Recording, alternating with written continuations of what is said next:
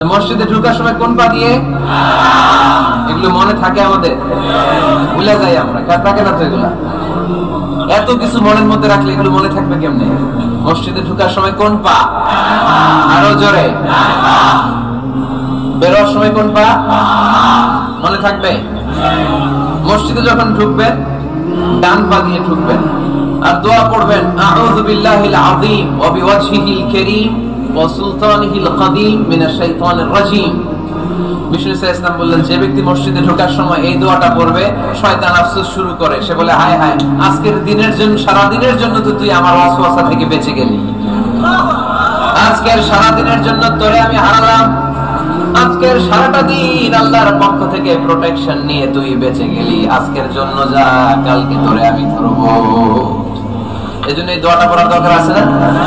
আউযু বিল্লাহিল আযীম ওয়া বিওয়াজহিল কারীম ওয়া সুলতানিহি